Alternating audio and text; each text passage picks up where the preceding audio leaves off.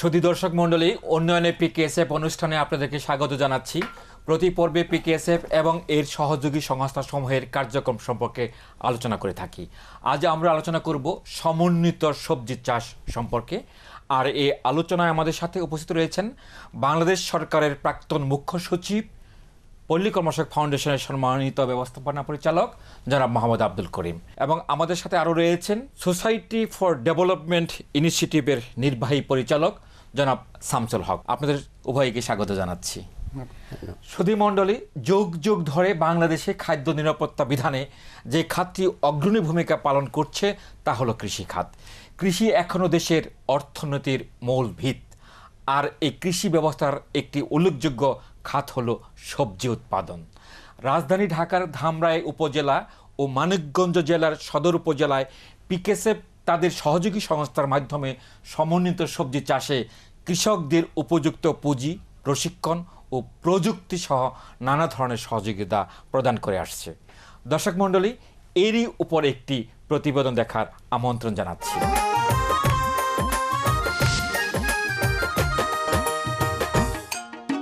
আমাদের প্রতিদিনের খাদ্য তালিকায় পুষ্টি ও চাহিদার ভিত্তিতে সবজির অবস্থান ১ নম্বরে। সবজির চাহিদা সারা বছর থাকলেও আমাদের দেশে শীতকালে বেশি সবজি উৎপাদিত হয়। আমাদের দেশের কৃষকরা বিচ্ছিন্ন ও অপরিকল্পিতভাবে সবজি চাষ করে। উপযুক্ত প্রশিক্ষণ ও পুঁজির অভাব পরিকল্পিত সবজি চাষের প্রধান অন্তরায়। সবজি চাষের এ সকল সমস্যা সমাধানকল্পে পিকেএসএফ তাদের সহযোগী সংস্থার মাধ্যমে নানামুখী পদক্ষেপ বাস্তবায়ন করে চলেছে। এরই ধারাবাহিকতায় রাজধানী ঢাকার ধামরাই উপজেলা ও মানিকগঞ্জ জেলার সদর উপজেলায় পিকেএসএফ তাদের সহযোগী সংস্থার মাধ্যমে সমন্বিত সবজি চাষে কৃষকদের সহযোগিতা করে আসছে। মানিকগঞ্জ সদর উপজেলার ফারিরচর গ্রামের মোহাম্মদ মোজাম্মেল হক পিকেএসএফ এর সহযোগী সংস্থা থেকে সমন্বিত সবজি চাষের প্রশিক্ষণ নিয়ে ৪০ বিঘা জমিতে সবজি চাষ করে আসছেন। তার খামারে উৎপাদিত করলা মানিকগঞ্জের চাহিদা মিটিয়ে রাজধানী ঢাকাতেও সরবরাহ করা হয়। আমি এই কল্লার করে হলো আপনার ৫-৭ বছর ধরেই। গত বছর ৫ লাখ টাকার ঋণ আনছিলাম সজাগে থেকে। ১০ লক্ষ টাকার মতো আয় ছিল সম্পূর্ণ কিছু বাদ দিয়ে। আর প্রতিদিন কামলা আছে আপনার রেগুলারই ১০ জন সারা বছরই। আর এমনি এই রাজনগর ঘাট আছে, ওখান থেকে আনি ২-৪-৫ জন ১০ জন প্রয়োজন হলে। আরও বিভিন্ন কফি ক্ষেত করি ৮-১০ পাখি। গাজর ক্ষেত আছে আপনার ১ একর। সিম ক্ষেত আছে ১.৫ পাখির মতো। কল্লা ক্ষেত করছি এই বছর, গত বছর করেছিলাম ১২ পাখি, এই বছর করছি ১৩ পাখি। এবং কফি ক্ষেত করছি, ফুলকপি আসলে আপনার ৭ পাখি। পাতা কফি আছে আপনার ১০ পাখি। মরিচ ক্ষেত, পেঁয়াজ ক্ষেত সম্পূর্ণই কিছুই করি আমি। বর্তমান ভালোই আছে। এই বছরও বর্তমানে আমার প্রায় ৭ লাখ টাকার মতো আয় পাইছি।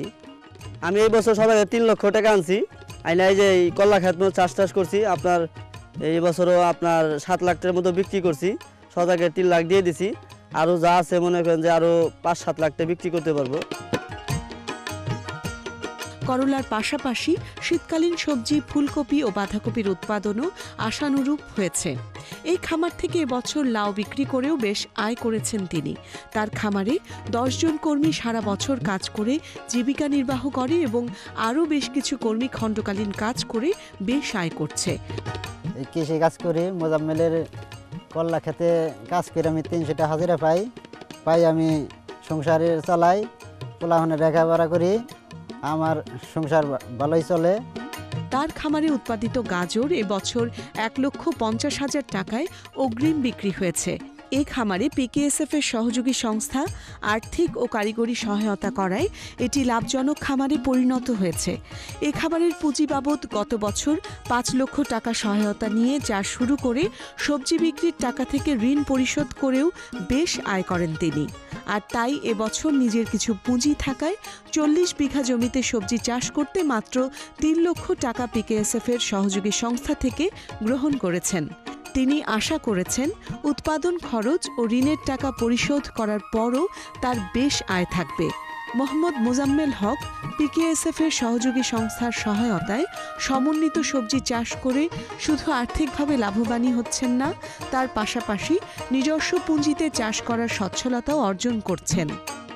বিশেষ করে আমরা চাষিদের উপর চাষির যে জমির অনুপাতে আমরা এক এক চাষিকে এক এক ধরনের মানে ঋণ দিচ্ছি। বিশেষ করে যে চাষির জমির পরিমাণ অনেক বেশি, সেই ক্ষেত্রে চাষিদেরকে আমরা সর্বোচ্চ পরিমাণে 5 লক্ষ টাকা ঋণ দিয়েছি এবং সেই 5 লক্ষ টাকা ব্যবহার করে চাষিরা বিভিন্ন ধরনের ফসল, যেমন সমন্বিত ফসল চাষ, সমন্বিত ফসল চাষ করে চাষিরা আর্থিকভাবে অনেক লাভবান হচ্ছে। একদিকে যেমন তারা সজাগের পুঁজি ঠিকমতো ব্যবহার করতে পারতেছে, অন্যদিকে তারা পুঁজিটা ঠিকমতো ফিরিয়ে দিতে পারতেছে। পিকেএসএফ তাদের সহযোগী সংস্থার মাধ্যমে সবজি চাষে সার্বিক সহায়তা করে সাধারণ কৃষকদের যেমন সমন্বিত সবজি চাষ করে সচ্ছল হতে ভূমিকা রাখছে, ঠিক তেমনি দেশের সবজির চাহিদা পূরণেও অগ্রণী ভূমিকা রেখে চলেছে।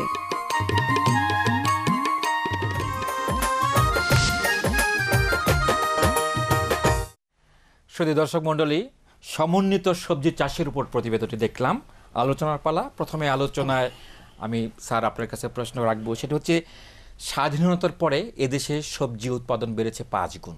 এই যে উৎপাদন বৃদ্ধি, এখানে পিকেএসএফ এর উল্লেখযোগ্য ভূমিকা রয়েছে, সেই ভূমিকা সম্পর্কে যদি আপনি একটু বলেন। বাংলাদেশের যে ক্রমবর্ধমান জনসংখ্যা, এর তুলনায় যদি কৃষি উৎপাদন এইভাবে বৃদ্ধি না হতো তাহলে আমাদের খাদ্যশস্যের অভাব হতো, সবজির অভাব হতো।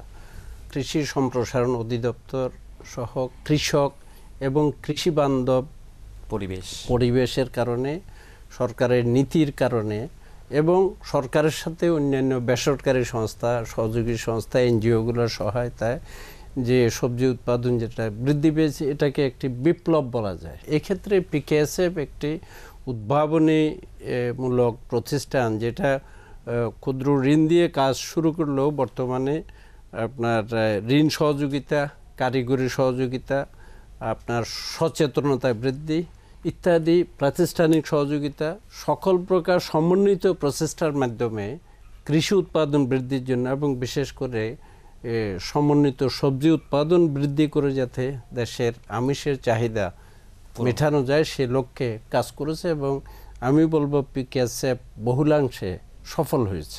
আপনারা আপনাদের প্রতিষ্ঠান থেকে একটি ভালো উদ্যোগ গ্রহণ করেছেন, সেটা হচ্ছে অর্গানিক ওয়েতে, অর্গানিক উপায়ে সবজি চাষ, সেই সম্পর্কে যদি একটু বলেন। প্রথমত আমরা আরম্ভ করি আসলে বিষমুক্ত সবজি দিয়ে। বিষমুক্ত সবজিটা হচ্ছে এখানে শুধু আমরা পেস্টিসাইড ব্যবহার করব না, কিন্তু এখানে কিন্তু আমাদের দেশের যে প্রচলিত সারগুলো আছে, এই সারগুলোর সাথে কম্পোস্ট সার বা গোবর সার এগুলো ব্যবহার করা হবে। তো এইটাই দেখা যায় যে আমরা যখন শুরু করি এই কাজটা, তখন পিকেএসএফ থেকে এটার মূল যে উৎসাহ প্রদান করেছে আমাদেরকে, আসলে আমাদের পিকেএসএফ থেকে একটা প্রশিক্ষণের ব্যবস্থা করে। প্রশিক্ষণ আমরা দেই হচ্ছে যে এখানে কৃষি গবেষণাগার যেটা আছে, তার যে এক্সপার্ট, তাদের নিয়ে আমরা গ্রামে নিয়ে যাই। গ্রামে নিয়ে সেখানে আমাদের কৃষকদেরকে প্রশিক্ষণ দেওয়া হয়। প্রশিক্ষণ দেওয়ার পরে তারপরে তারা এই কাজটা শুরু করে। প্রথম কিন্তু আমরা করেছি যে পেস্টিসাইড মুক্ত, কিন্তু সেখানে বিষমুক্ত সবজি, কিন্তু সেখানে ফার্টিলাইজার ব্যবহার করা হয়। কিন্তু আমাদের দেশে কিন্তু ফার্টিলাইজার ব্যবহারের একটা লিমিট আছে এবং দেখবেন যে প্রত্যেকটা প্যাকেটের মধ্যে একটা লিমিট এবং প্রেসক্রাইব করা আছে, কতটুকু জমি কখন দেওয়া হবে, কত রোগ দেওয়া হবে ইত্যাদি ইত্যাদি ডিটেলস কিন্তু আছে, কিভাবে দেওয়া হবে সমস্ত কিছু আছে। কিন্তু এটা কিন্তু আমাদের কৃষকেরা ওইভাবে অভ্যস্ত না বা তারা মানে না। তারা দেখা যায় যে ব্যাপকভাবে যখনই পোকা লাগে তখনই তারা দেয়। কিন্তু এক্ষেত্রে কিন্তু এই যে বিষমুক্ত সবজি, এক্ষেত্রে আপনারা জানেন যে ফেরোমেন ট্র্যাপ, যেটা এই ফেরোমেন ট্র্যাপটা আমাদের কৃষকেরা যখন আমরা নিয়ে যাই তখন তারা অনেকটা আশ্চর্য হয়ে যায় যে এটা দিয়ে কিভাবে মানে পোকা দমন করা যাবে। তারপরে যখন তারা ব্যবহার শুরু করে তখন দেখা যায় যে তার মধ্যে প্রচুর পোকা আসতেছে। আরেকটা জিনিস হচ্ছে যে তখন আমাদের যদি একটা লাউ বিক্রি হয়, এখন যে স্বাভাবিক যে লাউগুলো যেগুলো বিষ দেওয়া বা পেস্টিসাইড দেওয়া, সেটা যদি বিক্রি হয় 30 টাকা, আমাদের লাউটা কিন্তু 35 থেকে 40 টাকা বিক্রি করে। আর উৎপাদন খরচ কি একটু বাড়ে? হ্যাঁ, উৎপাদন খরচটা আসলে এখানে প্রায় আমরা যারা হিসাব করে দেখেছি 15% কম হয়। আমাদের কারণ হলো এটার একটা কারণ আছে যে পেস্টিসাইড যে আমাদের কৃষকেরা দেয় এটার কিন্তু কোনো পরিমাণ নাই।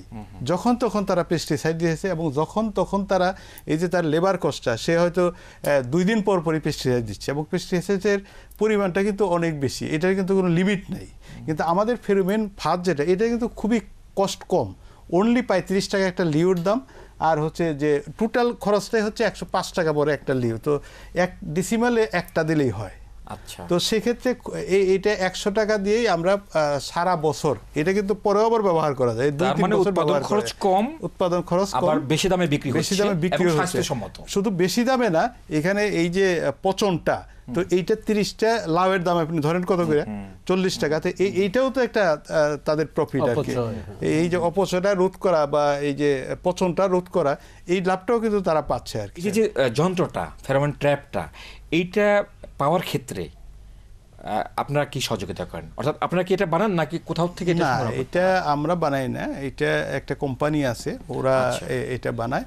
তো আমরা ওদের গাজীপুর ওদের অফিস, তো আমরা নিজেরা অনেক সময় আমাদের অফিসে নিয়ে আসি। আর এই লিউটটা ওখানে থাকে? লিউটটাও একটা প্যাকেজ থাকে আর কি। এবং এই লিউটটা কি বিদেশ থেকে আমদানি করতে হয়? লিউটটা বিদেশ থেকে, কিন্তু এখানে যে ট্যাপটা এখানেই করা যায়, এটা আমরা নিজেরাও করতে পারি। ট্র্যাপটা আপনারা করতে পারেন, এটা এখানেও করা যায়। এবং এই ইনফরমেশন দিয়ে আপনারা সহযোগিতা করছেন। ইনফরমেশন দিয়ে আমরা সহযোগিতা করছি। অনেক ধন্যবাদ। আমাদের একটু বিরতি নিতে হবে, তার বিরতির পরে আবার এই বিষয়ে আলোচনা হবে। শুধু দর্শক মণ্ডলী, একটি বিরতি নিতে হচ্ছে এবং বিরতির সময় আমাদের সাথে থাকবেন।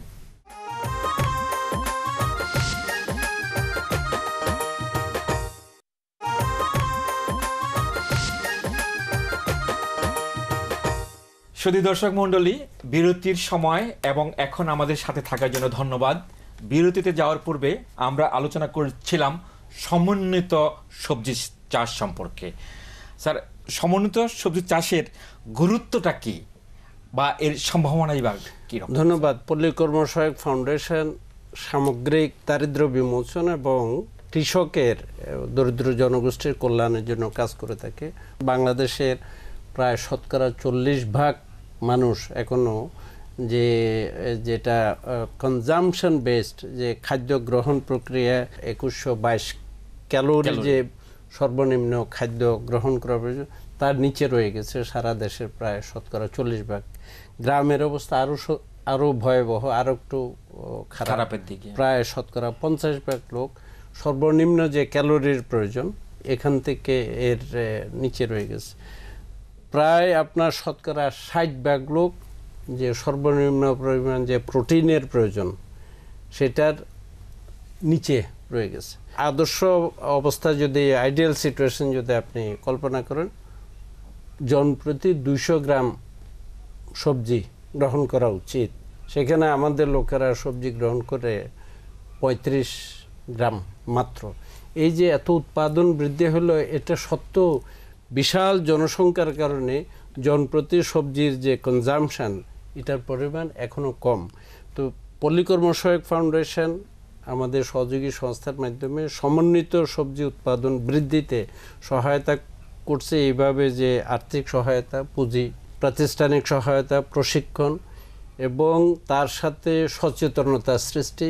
এমন সবজি চাষ আমরা উৎসাহিত করি যেটা অর্থনৈতিকভাবে গ্রহণযোগ্য, যেটা পরিবেশগতভাবে গ্রহণযোগ্য, যেটা সামাজিকভাবে গ্রহণযোগ্য। যেমন আপনি এমন একটি